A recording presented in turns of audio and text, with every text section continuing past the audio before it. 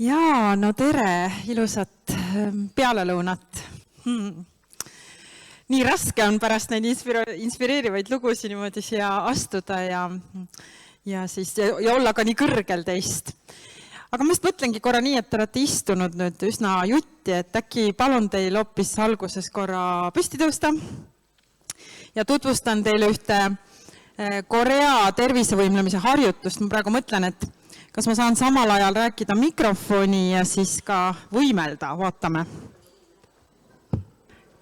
Kuidagi nii siis, jah. Nii, esimene positsioon on väga lihtne, et see on siis nii, et tõstate vasaku käe ette ja siis pöial püsti ja hakkate ennast patsutama õlale nagu väga head sõpra. Ja siis see käsi liigub ette poole, nagu vihtleks saunas. Ja koreakeelsed numbrid on hana, tü, set, net, joru. Nii, ja kui jõuate randmeteni, siis koputage randmeid kokku. Ja läheb alt kaudu tagasi hana, tü, set, net, joru, edasi ei mäleta. Nii, ja siis jõuate kuskile siia kaenlauku ja siis teete rinnaregistrit koos häälega.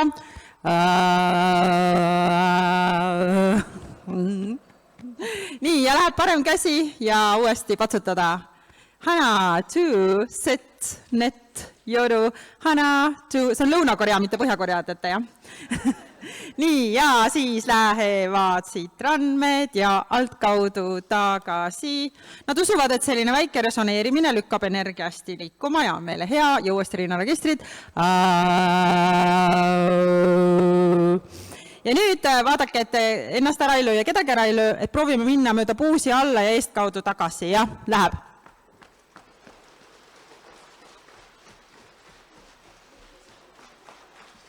Väga hästi ja kõht õrnalt, sest vist alles te sõite mingi hetk, on ju, ja neerud ka õrnalt, aga tagumik väga tugevalt, sest te olete päris palju istunud. Nii, väga hea. Nüüd võtke need käed, mis teil on, ja tehke endale sellist mõõdukat vihma. Jälle, peanahal on maru hea, kui saab natukene ergutada. Suurepärane. Ja siis võtke veel need käed, mis teil on, ja õõruge neid lihtsalt kokku. Ka mitmes mõttes väga hea harjutus, kes ka arvutitööd teeb, siis vahepeal tasub seda teha. Aga nüüd teeme nii, et ma loen 10 ja teie muudkui hõõrute. Ja vahepeal veel lõõgastate õlgu, et need ei läheks siis liiga krampi ja muudkui hõõrute 10. Ja kellel on prillid, võtke palun korraks prillid ära. Nii, valmis, jah? Hästi kergelt nagu ritsikad, hõõrute ja siis lõõgastate õlgu. Nii, 1, 2, 3, 4, pärast müüme Eesti Energiale maha selle energia. 5, 6, kiiremini, 7, väga hästi läheb, 8, väga hästi läheb, 9, 10 ja pange need käed omale silmade peale nüüd. Ja tundke, kuidas see surin on nagu hea energia, mis läheb teie silmadest pähe ja teeb kõik helgeks ja selgeks. Ja kui surin vaibub, siis tehke endale üle pea pai samade kätega ja öelge hea tüdruk või hea poiss, kumb te olete täna. Pai, tubli ja pai. Pai tekitab õnnehormoone. Kõige lihtsam viis ennast. Nii, ja nüüd õlad läksid natuke krampi, et teeme ühe harjutusega sellele. Harjutuse nimi on lumepallid krae vahel. Käib nii, et tõstate üles ja nüüd lükkate taha õlad ja mäletate lapsepõlves, kui keegi viskas lumepalli krae vahele, siis oli umbes selline rõve tunne, nii et korraks hoiate seda pinget ja siis lõõgastate üks ja teine. Teeme ühe korra veel, üles ja taha ja hoiad seda pinget ja lõõgastad hästi õrnalt ühe ja teise ja ka pea, natuke lõõgasta ka pea. Ja täitsa viimane harjutus on siis nii, et võtke enda ette rusikad, niimoodi avatud pidi ja. Ja nüüd, kuidas ma siis näitan, te hakkate korraga siis näppe välja lükkama ühele poole, nii et korraga läheb siis üks pöial ja üks väike sõrm, siis panete kinni ja siis teisele poole, niimoodi. Ühele poole, teisele poole, ühele poole, nii, 1, 2, ainult üks väike, nagu suunatuld näitate, kes autoga sõidavad, eks ju, jaa. Ja kui tuleb kiiremini välja, siis teete kiiremini, see on väga hea aju hingamise harjutus. Nii, tehke veel midagi, mida teie keha vajab ja siis leidke tee oma toolini.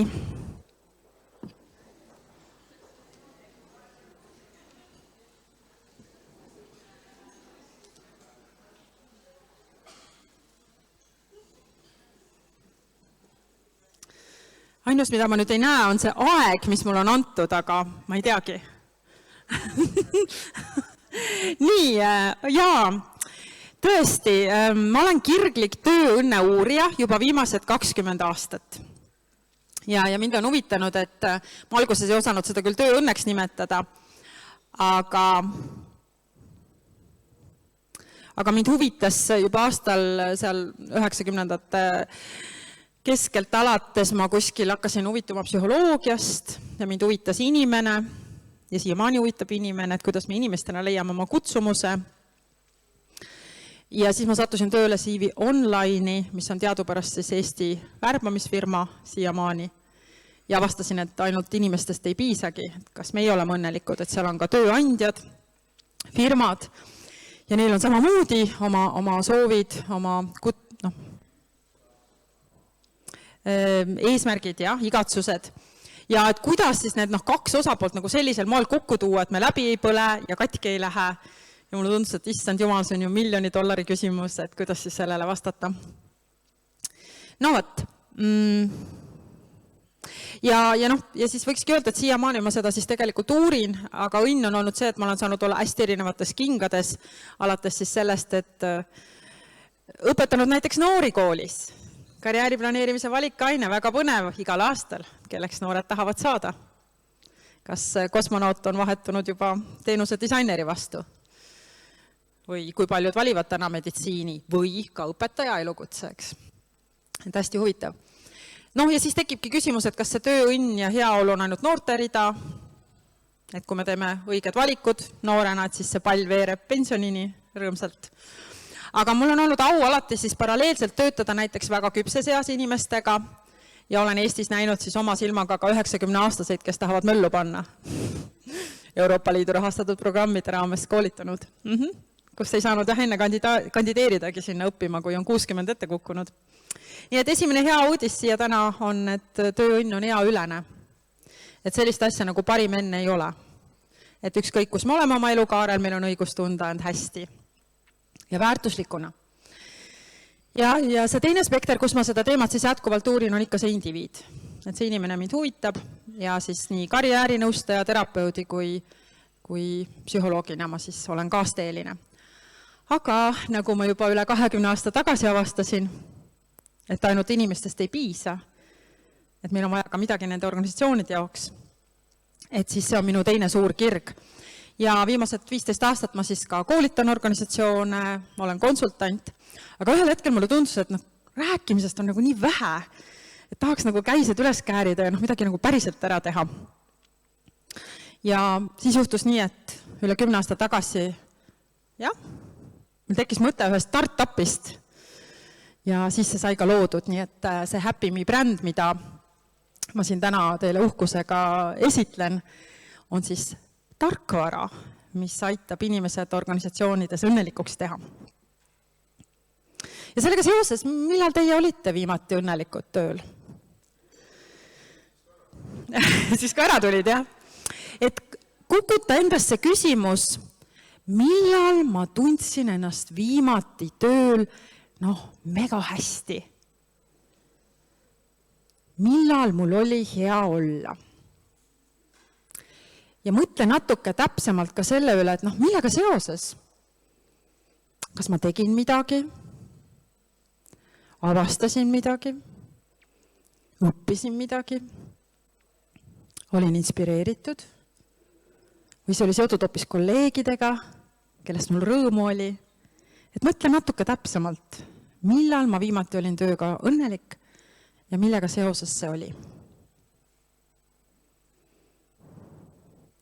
Ja võid mõelda ka nii, et kui sellel sinu heaolul, sellel tundel, mis sind valdas, oleks juhtumisi värv. Mis värvi on see sinu isiklik tööõnne tunne? Ja kui sellel sinu tööõnne olemisel oleks juhtumisi heli, kuidas see kõlab? Kas meloodia, muusikapala, võib-olla mõni instrument või loodusheli, et kuidas kõlab see sinu hea tunne? Ja äkki sa saad sellele mõelda isegi lõhna, kui sellel oleks juhtumisi aroom. Ja võib-olla isegi maitse. Millele maitseb see sinu heaolu? Ja võid ka endalt küsida, et kus see minu kehas tundub? Kui mul on hea olla, kus ma seda tunnen siis? Kas see on mingi soe tunne kõhus või peas?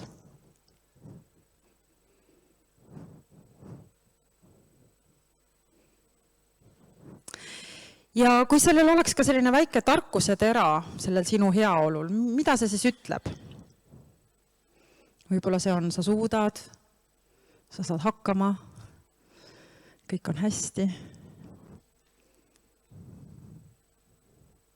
Ja nüüd kujuta ette, et see momentum, mida me suudame võib-olla leida isegi oma ajaloost, siis ma olin õnnelik seal või siis oli hästi. Et kui see hea tunne oleks selline nagu hääle nupp, mida saab peale keerata, et see on pikem aja vältel, sa tunned end nii. Et see hea olemine ei ole defitsiit, vaid see on valdav. Siis kuidas sulle tundub?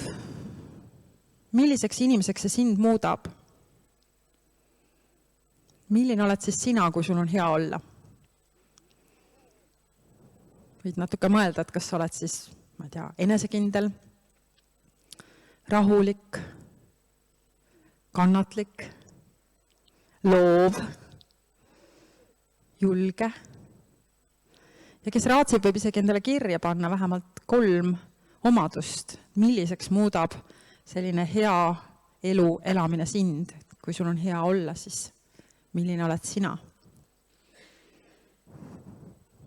Armastav, märkav, tähelepanelik, hooliv, nutikas, terve.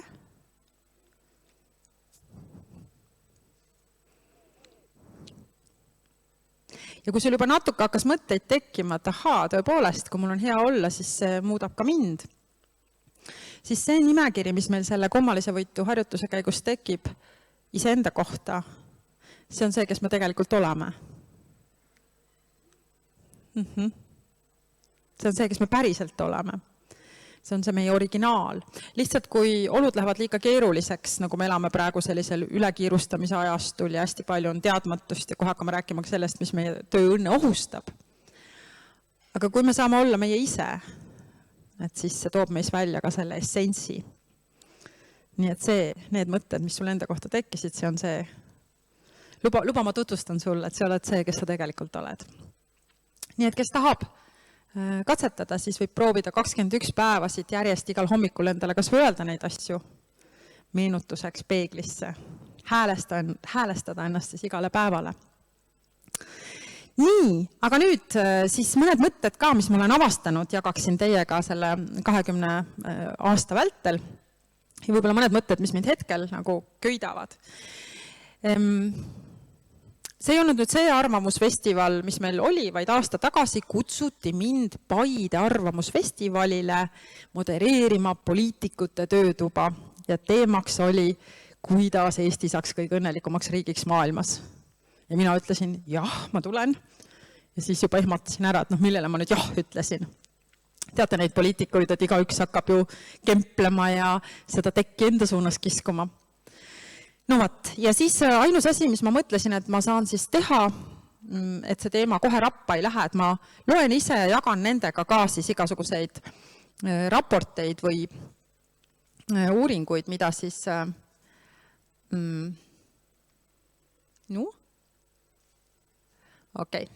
on selline. Ja üks uuring, mille ma siis Eesti kohta leidsin, on see meie inimarengu aruanne ja ausalt öeldes selle peale ma oleks pidanud neil kätt suruma. Ütlema, hea töö, poisid, tüdrukud, sest et meil läheb tegelikult aasta-aastalt üha paremini, kui vaadata, et me mõõdame seal siis tervist, eks ole, tervelt elatud aastaid, siis haridustaset ja rikkust. Aga kui ma võtsin sinna kõrvale nüüd ühe teise uuringu, mis on siis see subjektiivne õnnetunne, et kuidas sul päriselt läheb, siis selgub, et seal me oleme juba seal tagapool otsas. Miks? et kui meil faktiliselt läheb hästi, et miks me siis ei ole rõõmsad selle üle ja tuleb välja, et sotsioloogid arvavad, et äkki me võrdleme end teistega, et siin kandis meile väga meeldib mõelda, et me oleme Skandinaavia riik. Aga mina hakkasin siis panema seda oma valdkonna konteksti ja nüüd üks asi, mida teadlased on täiesti ühel meelel, et õnne ja heaolu määrab ära kõige enam keskkond, kus me viibime suurema osa oma ärkveloleku ajast. Kus te viibite suurema osa oma ärkveloleku ajast? Jah, nii see on paraku, et täiskasvanud inimene viibib siis kas tööl või koolis. Nii, aga nüüd me peaks rääkima sellest, et okei, mis asi see töö siis on? Ja ajalooliselt on tööl olnud väga erinev tähendusruum.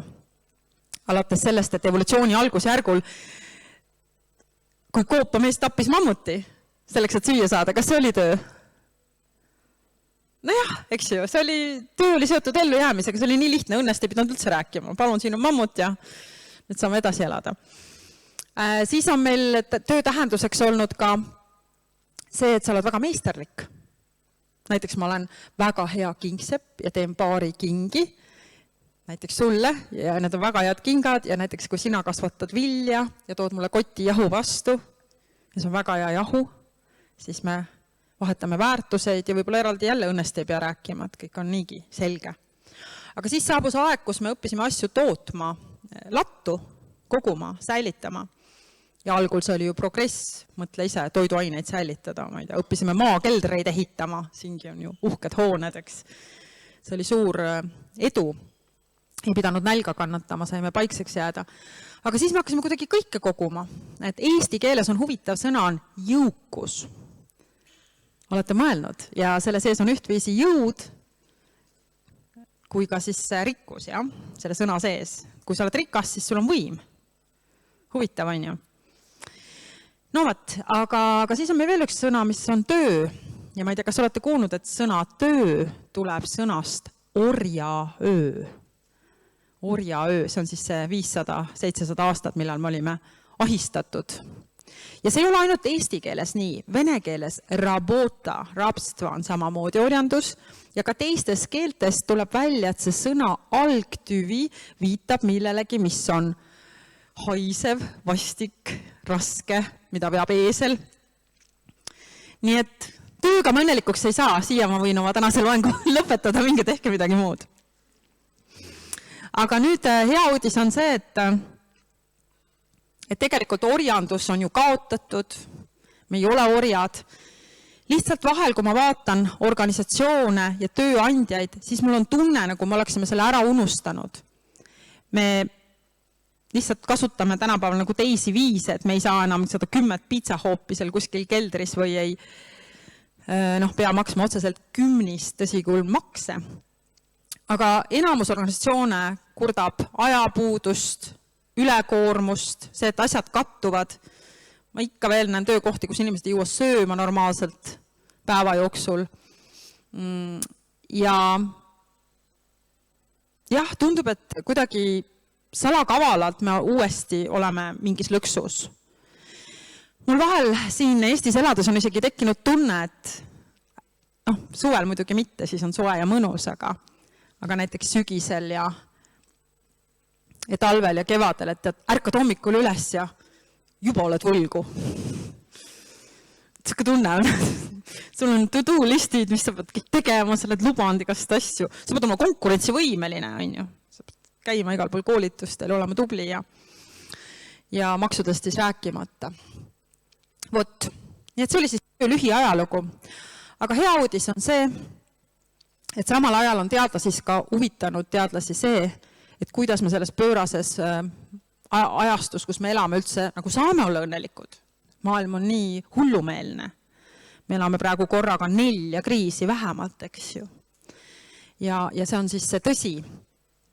Ja üks asi, mis siis on avastatud, et me tänapäeval soovime, selle nimi on siis peenes keeles piirideta karjäär, career without borders inglise keeles. Ja selle mõte on see, et kui me kuskil töötame, siis ma tahan, et minu tööandja küsiks minu käest, et aga kuidas ma saan sind õnnelikuks teha? aga kuidas ma saan sind õnnelikuks teha, kuidas ma saan sind õnnelikuks teha. Ehk me tahame, et see oleks nagu rätsepa tööna meie moodi õmmeldud see. Ja mida siis inimesed võiksid vastata? Kõige suurem ootus on ikka paindlikkusele.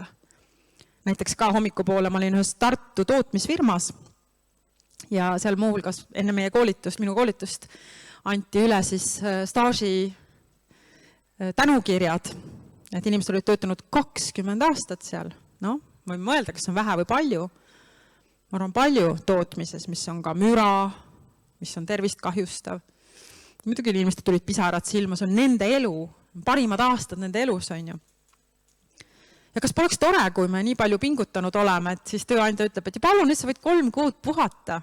Palk säilib, töökoht säilib, mine reisi, ela kuskil mujal. Selle nimi on sabatikal, eks ju, see on üks motivatsioonipakett.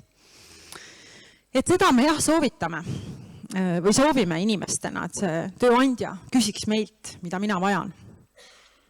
Selleks, et olla õnnelik. Kelle asi on meid siis õnnelikuks teha tööl?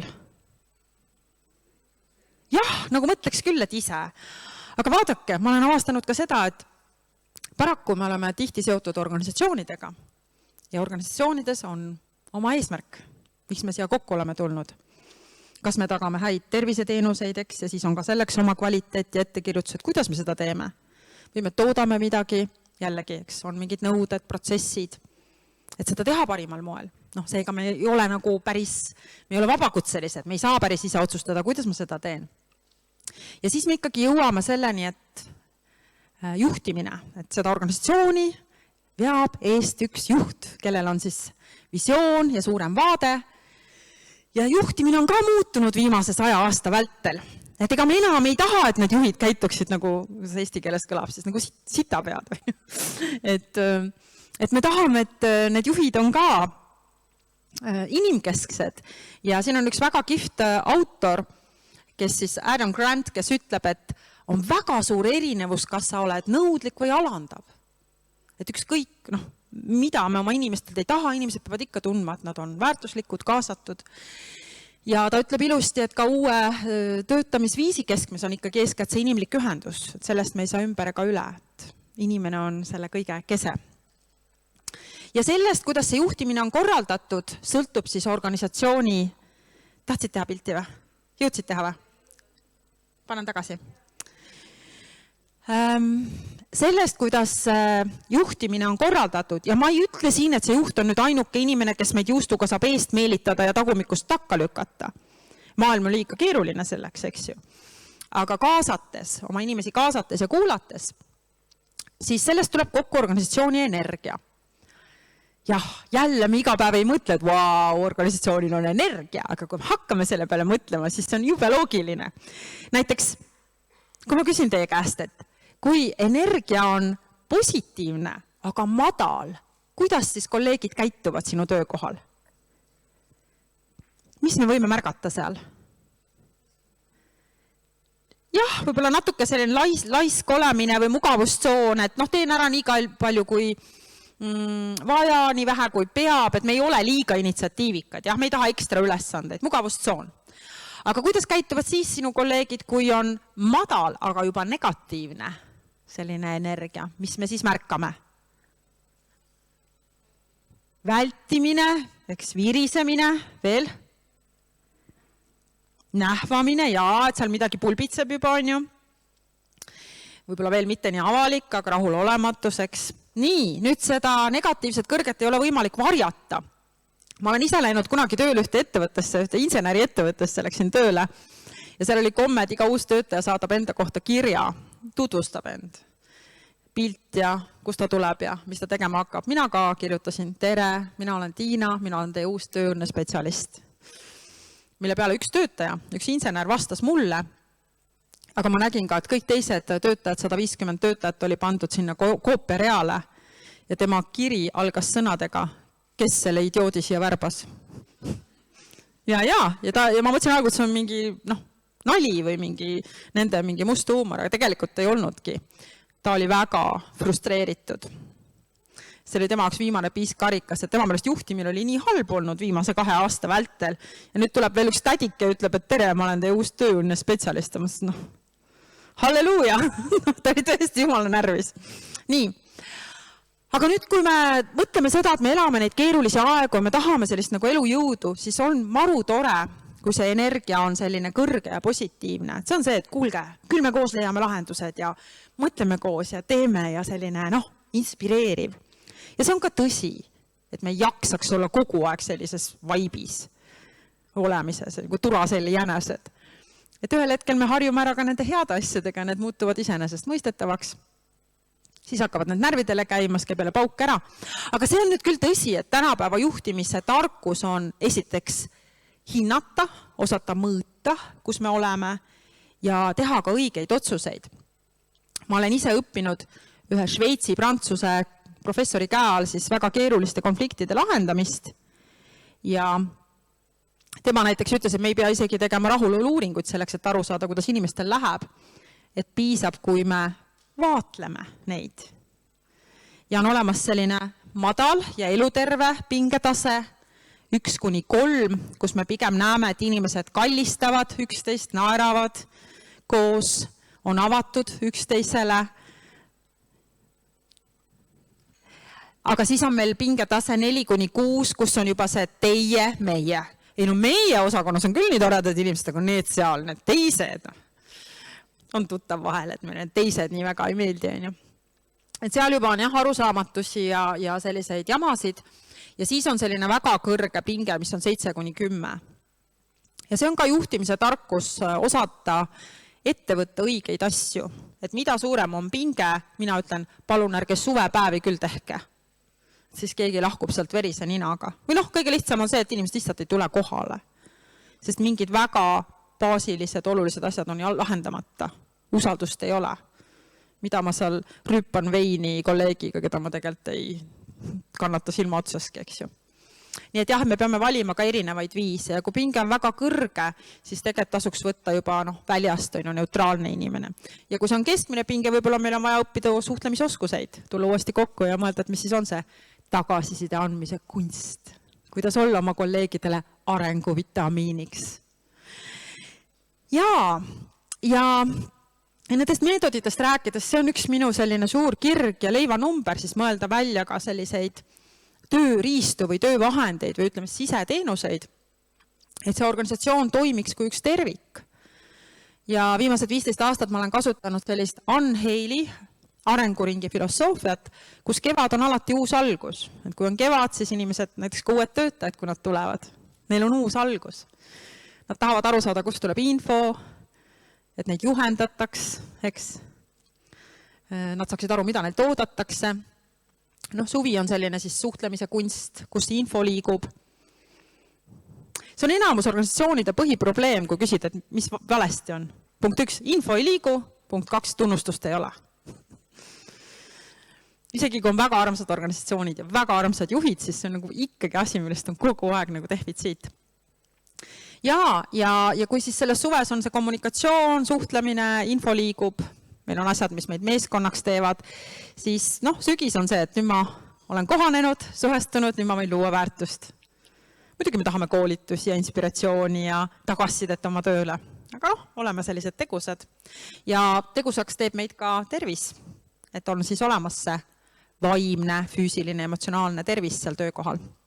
Ja talv on siis kokkuvõtted, tagasivaatamine, kuidas meil läks, tähistamine. Taas olen märganud, ma ei tea, kuidas teistes riikides, meie tänastel külalistel, aga Eestis on selline lugu, et meie siin ei oska tähistada väikeseid võite. On ju nii? Meil on kogu aeg nii kuradima suured eesmärgid. Kogu aeg näeme seda, mis on puudu. See algab muidugi koolist juba, et koolis ka ju tõmmatakse punasega alla see, mis valesti, mitte rohelisega see, mis õigesti. Kogu aeg oleme suunatud sellele, mis on vussis, jah? Aga üks talvemeetod on märgata väikeseid võite näiteks. Või kuidas üldse uurida ja analüüsida, et mis meil on hästi ja mis vajaks parandamist. Ja seda avastas juba Unheili, et kogu organisatsiooni heaolu läheb kreeni, kui mõni sektor jääb siit katmata. Ongi, et meil on nii kiire, meil on nii suur ülekoormus, võtame küll uue inimesega, meil ei ole tema jaoks aega. Või meil ei liigu ikka info niimoodi mõnusalt. Et hea tähele panna. Ja nüüd veel siis, et miks meil seda kõike vaja on? Et siin me nii väga erinevad ei ole inimestena, kuna meil on kõigil see organ kahe kõrva vahel, teisisõnu siis närvisüsteem ja närvisüsteem opereerib laias laastus kahel äärmuslikul sagedusel, eriti mis puudutab tööd. Ja beat-sagedus on siis teisisõnu ellujäämisrežiim, aga ellujäämisrežiim käivitub juba siis, kui on kiire. Tuleb välja, et meie närvisüsteemile kiire üldse ei meeldi. Kriitika üldse ei meeldi, isegi konstruktiivne kriitika ei meeldi, vähemalt meie närvisüsteemile mitte, tema ikka arvab, et meie elu on ohus. Ja veel ei meeldi teadmatus. Ja see kõik kokku põhjustab sellise keemilise kokteili, valdavalt seal mõjutab meid kortisool, nii et see hakkab mõjutama ka meie käitumist. Ja me võime näha, et meie mõtted on hajevil, me pigem näeme asju negatiivselt kui positiivselt. Ja see kõik on siis selle tõttu, et meie närvisüsteem on nagu üle kuumenenud. Ma ei tea, võib-olla teil on ka tuttav, et kui on väga intensiivne tööpäev, lähed õhtul koju, seal on sinu kallid lähedased, nendega võiks olla ju armastav, aga tegelikult tahaks öelda, et ärge tulge, laske mul olla. No põhjus ongi see, et me oleme nii väsinud, meie maavarad on nii otsas. Nii, ja teisel juhul prääniksagedus vallandub siis, kui me puhkame vähemalt 4 nädalat jutti. Kes sai sellel suvel puhata 4 nädalat jutti? Palju õnne, kuule väga hea, suurepärane. Aga miks 4 nädalat jutti? Sest meil on vaja tulla maha sellest tööst, et me isegi ei mäletaks, mis see oli. Siis kuskil seal keskel me saame ise endaks. Ja siis on vaja veel sellist aega, et ei ole ohtu tagasi minna. Ja seal tekib ka üks keemiline kokteil, segu serotoniinist, dopamiinist, endorfiinist. Ja see mõjutab meid ka, meie käitumist. Pärast seda on palju lihtsam olla rõõmus ja positiivne ja heatahtlik. Nii et keegi astub sulle seal poes varba peale sõtta, et pole midagi, astu uuesti. Et me oleme sellised nunnupallid, kui me oleme puhanud. Ma loodan, et see ei ole nüüd retooriline küsimus, aga kuhu siis meie tööelu kaldub? Kas teie tööelu on pigem piits või pigem präänik? Kuidas tundub? Segu, jah? See on õiglane, ma arvan nii. Aga kahjuks, see on nüüd halb uudis, töö oma olemuselt on piits, kuna me oleme seotud ühe lepinguga ja selle lepingus on kirjas tingimused, mida me peame tegema. Seega meid saab igal hetkel hinnata. Seal on väga palju ootamatusi ja seal on tihti ajasurve, nii et need tingimused või tegurid on seal olemas, mis teeb selle piitsaks. Ja nüüd tuleb plant. Teadlased on avastanud, et see piitsagedus on ka ajule oluliselt tugevam kui präänik. Umbes 10 korda tugevam. Ehk siis ühe negatiivse intsidendi peale on meil vaja 10 positiivset juhtumit, et üldse oleks nagu tasakaal, neutraalne. Seega, töökultuur peab olema ekstra nunnutav. Sellega ei saa veel üle pingutada, vähemalt Eestis mitte. Nagu ekstra nunnutav, jaa. Sest muidu me võime ju tööle võtta imetabased inimesed ja inimesed ongi ilusad, targad ja head ja andekad ja neil on oma unistused ja kõik.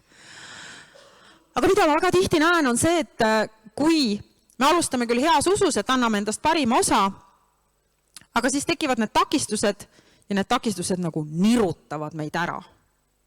Kus sa aru saad, et see sind nirutab? Näiteks lähed õhtul koju ja tahad seal veel kiruda natuke päevasündmusi oma lähedastele. Halvemal juhul see rikub meie une ära. Et see on nüüd teine põhjus, miks tulla niimoodi pidulikult kokku ja rääkida tööõnnest. Et see küsimus on, kuidas me saaksime oma töökohtadel teha uuesti ruumi siis sellele parimale versioonile endast. Mina saaksin olla võimalikult mina ise ja realiseerida seda, kes ma olen. Tervist! Nii, ja enne veel, kui me hakkasime tööõnnest rääkima, siis maailmas oli rohkem levinud siis selline kontseptsioon nagu well-being, heaolu. Ja iseenesest, ega ta väga palju nagu ei erine, et ka seal me räägime sellest, et see töö, mis meil on, peab olema inspireeriv ja mul peab olema tähendus. Nii et võite ka endasse kukutada küsimuse, et kelle elu siis mina päästan iga päev? Tänu minule juhtub mis? Mille poolest mina siis kangelane olen? Kelle silmad te kujutlete sinna enda ette, et keda te siis aitate? Et see on ülitähtis. Väga tihti isegi arstid jäävad kinni raviplaanidesse ja unustavad ära, et nad päästavad elusid. Või õpetajad jäävad kinni eksamitesse ja igasugustesse õppekavadesse ja unustavad ära, et nad inspireerivad noori. Et meil peab olema kogu aeg taju, et kelle silmad seal meie vastas on. Ja teine asi, et millest me ei saa ümber ega üle, et see asi siin ei ole mingi suvaline kepp, mis tassib minu tarka mõtlevad pead ühest kohast teise või hoiab püsti, kui me istume, vaid see reaalselt, see asi siin on meie hinge ja vaimu kodu. Et kui me sellest ei hoolitse, kui me istume ennast sodiks, kui me oleme arvuti taga kõveras, kui me ei jõua sööma, me ei saa värsket õhku ja nii edasi, et see ei ole hea. Ja kolmas, mis siis on oluline, on suhted. Suhted, inimesed minu ümber, sellel on tohutu mõju meie heaolule. On ju väga suur vahe, kas ma lähen näiteks hommikul sinna kohvinurka, ütlen, et issand, kuidas see roheline värv sobib sulle ja soob su silmavärvi välja, appi kui äge sobib kõrvarõngastega ka. Ja kui aitäh, et sa selle kirja mulle ära saatsid. Sinuga on nii professionaalne koostööd teha. Aitäh. Või ma lähen hommiku sinna kohvinurka ja ütlen, et nägite juba seda kirja, mis saadeti või? Hakkab peale. Õudne. Mitte midagi siin ei toimi. Jah. Et mõtlemise koht, et kas ma lähen sinna, viskan mingisuguse negatiivse info, kirun, vainan midagi, eks ju. Sest me oleme kivi supsatus järve vees. Iga inimene meist. Et me ei ela vaakumis, et iga üks meist mõjutab, tekitab enda ümber sõõre. Ja kas ma teen enda ümber selliseid headuse sõõre või ma teen sellist kibedat, rahulolematut. Nii et suhted. Ja alles see kokku võimaldab meil siis tunda ennast õitsvana, et ka väga tihti inimesed, kes on kuidagi kas läbipõlemise äärel või teistpidi kuidagi ummikust, tulevad mu juurde nõustama ja siis ütlevad, et ma ei tea, mis mul viga on. Ausalt öeldes ma töötan täiesti toredas organisatsioonis. Saan oma tööga hästi hakkama. Ja see motivatsioonipakett sellel ka väga viga ei ole, aga midagi on nagu puudu, midagi on nagu kadunud. Ja nad tihti kirjeldavad seda olukorda nii, et mul selline tunne, mu elus ei ole enam värve. Nagu, midagi on väga rasket. Ja see võib olla see, et midagi seal on siis nii-öelda viltu selles meie tööõnne valemis. Ja millest on võib-olla vähem räägitud, et see, kas me oleme õitsvad ja elujõulised, jah, loomulikult see mõjutab meie tervist, meie lähisuhteid, aga muideks ka töö tulemust, ka kvaliteeti. Nii et see püha 3 ainsus kokku mõjutab seda, kas see töö on kvaliteetne. Ma ei tea, kas olete kuulnud, aga Boeingi lennukid kukkusid vahepeal alla ja kui tehti audit, siis tuli välja, et see ei olnud pelgalt tehniline viga, vaid tuvastati, et suhted ja juhtimine oli enne seda läinud väga halvaks. Ja see oli lihtsalt tagajärg, et see on täitsa avalikud raportid, mida siis leiab ka internetist lugeda. Jah, huvitav on ju.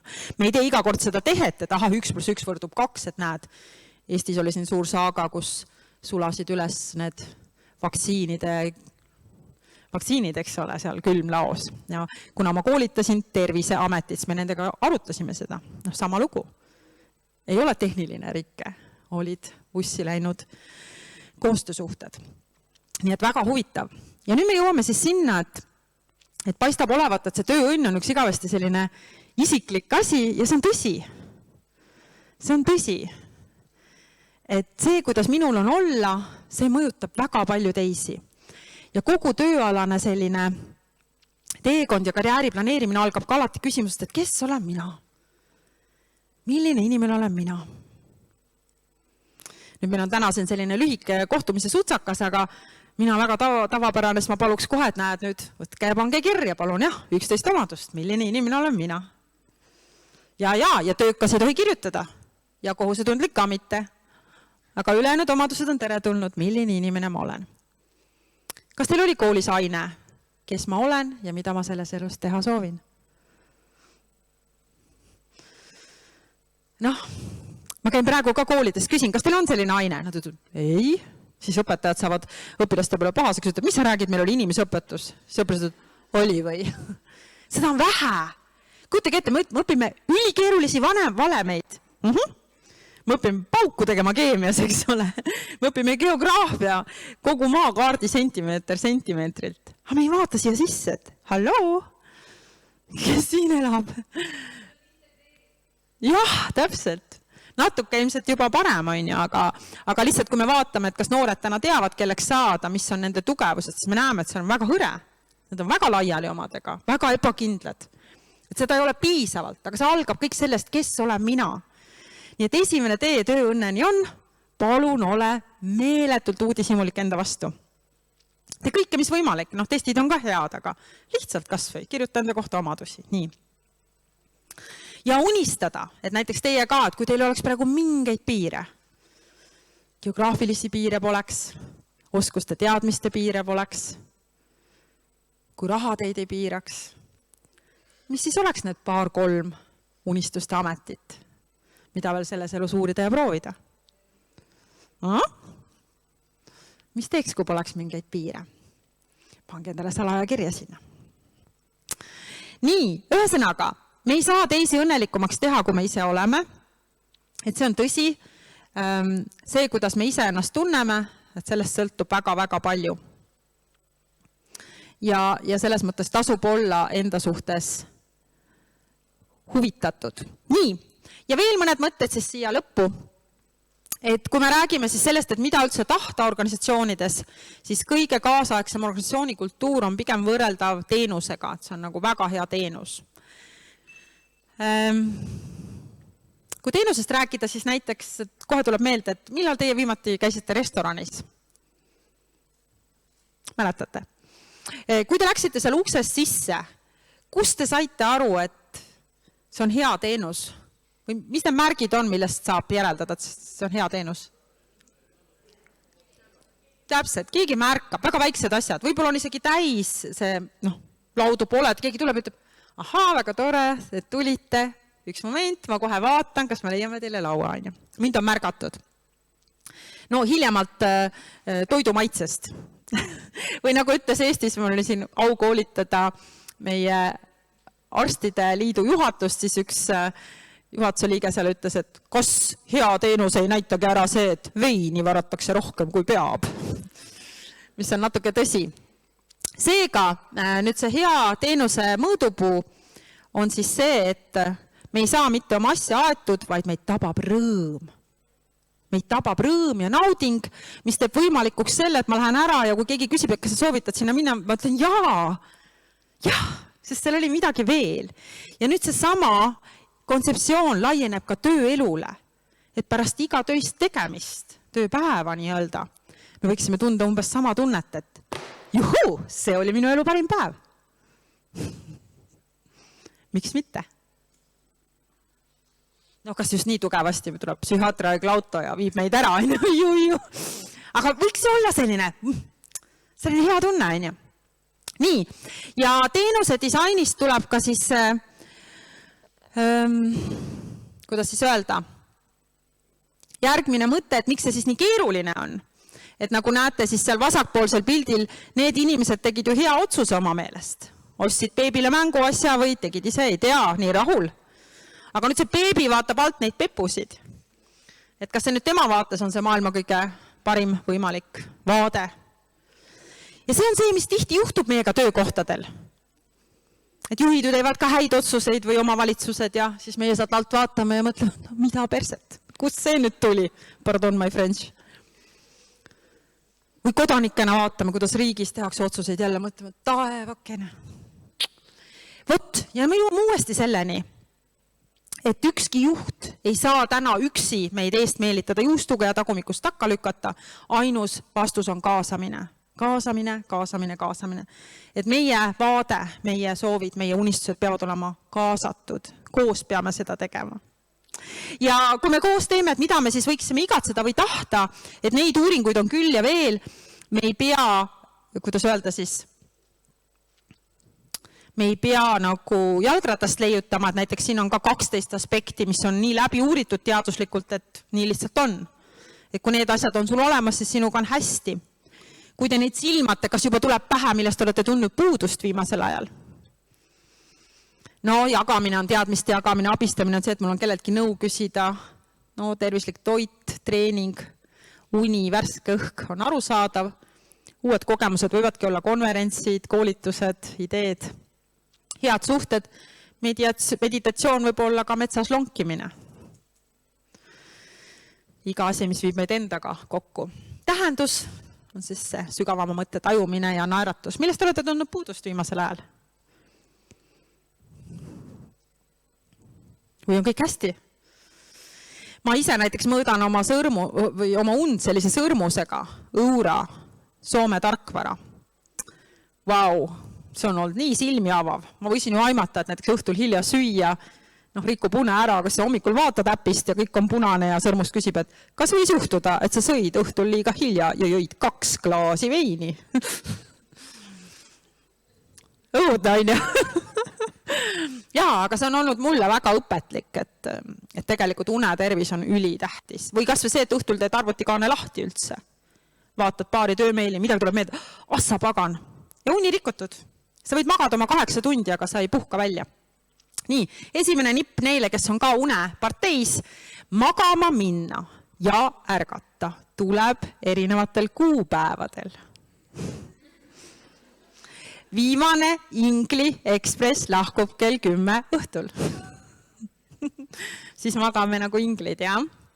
Nii, ja veel üks huvitav asi, mida ma avastasin, et olen ise kahjuks ka, ma ei teagi öelda kahjuks või õnneks, aga läbi põlenud oma tööelu vältel ja saanud igasuguseid ebameeldivaid tervise oireid ka. Ja üks asi, mida ma ei teadnud enne seda, kui ma selle avastasin, et kirest võib ka läbi põleda. Ma kuidagi arvasin, et kui töö on nagu ei lähe sulle korda nii väga, sa teed seda nii palju või nii, aga et see, et sa teed asja, mida sa armastad, siis sa põled läbi. Ja siis ma leidsin sellise lähenemise nagu kirglike inimeste läbipõlemise aspektid, nii et võite ka vaadata, et mis siit siis veel välja tuleb.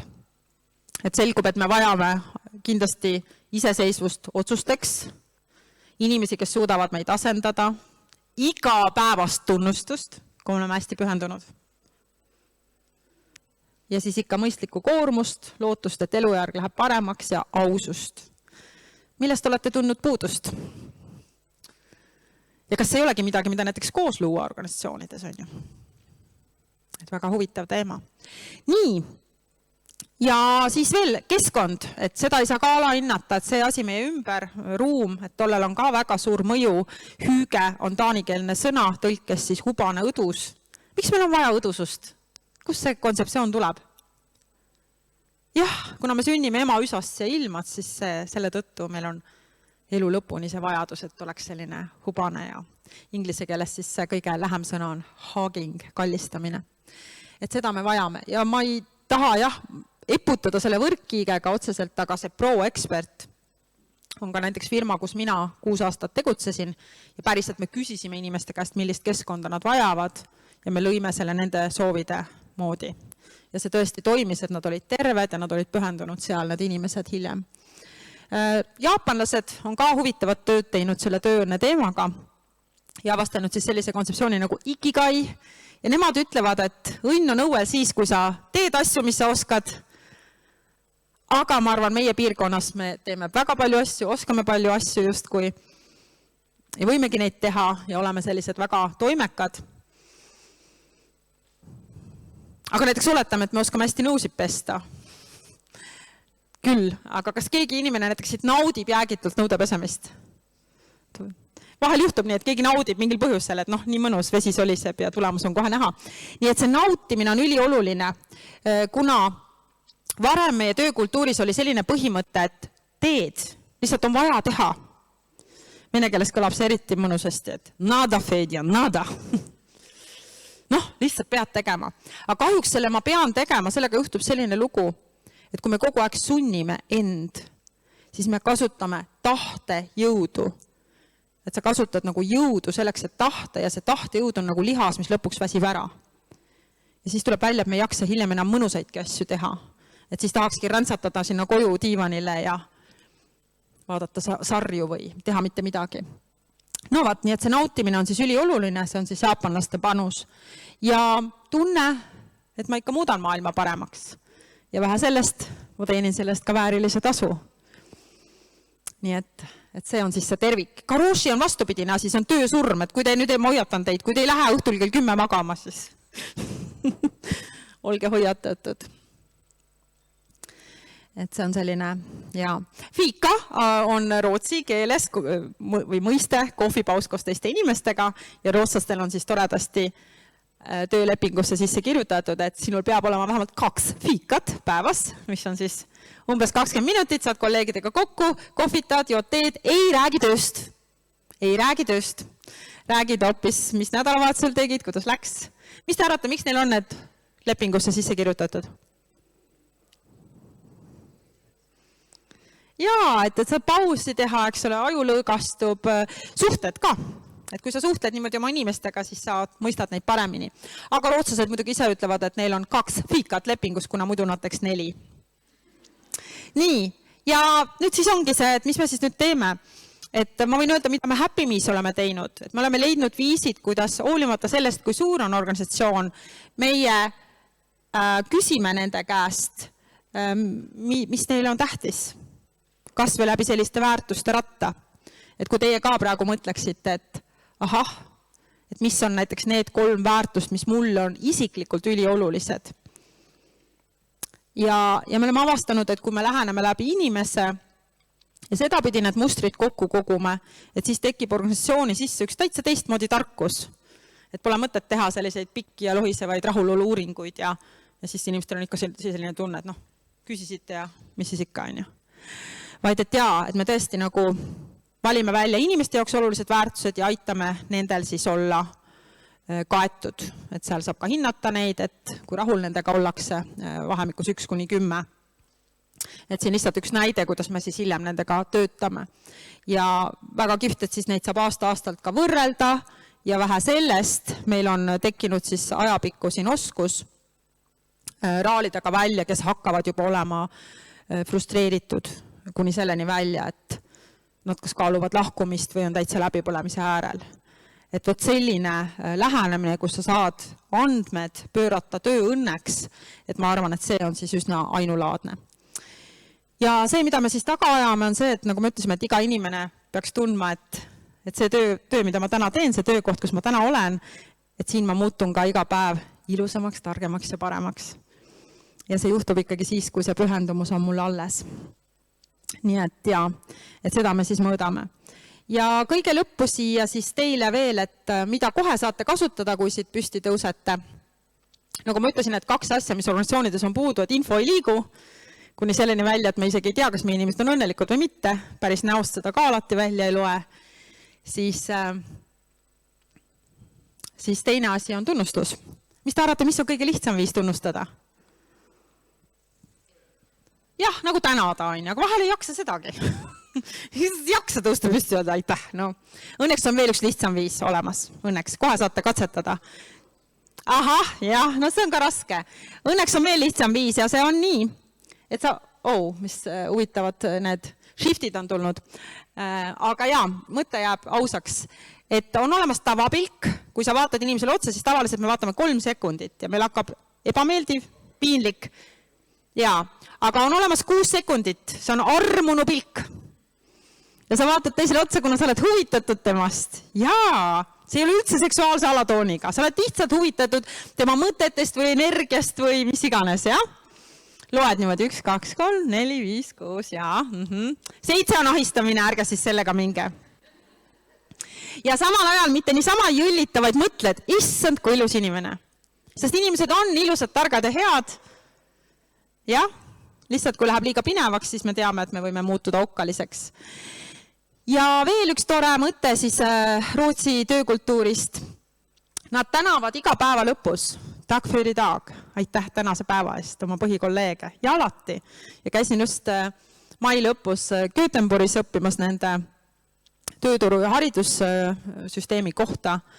Ja koolides on ka tahvlile kirjutatud õpilastele. Tack för idag. Nagu nii ilus, et ka õpilasi võib tänada iga päev tänase päeva eest. Ja täitsa lõpuks, mis see praegune aeg meil siis nõuab, et me muudaksime ennast säilenõtkeks. Säilenõtk on minu meelest isegi õnnestunud uudissõna, inglise keeles resilience, aga eesti keelde tõlgitakse, et sa oled umbes nagu võilill, olud on keerulised, aga sa kasvad läbi asfaldi, sa leiad selle jõu, tuled sealt välja, oled kollane ja küütled päikese poole. Et see on siis see, mida ma teile siin soovin. Palun nunnutage iseennast täiega ja siis te jaksate olla teistele ka arenguvitamiiniks. Aitäh!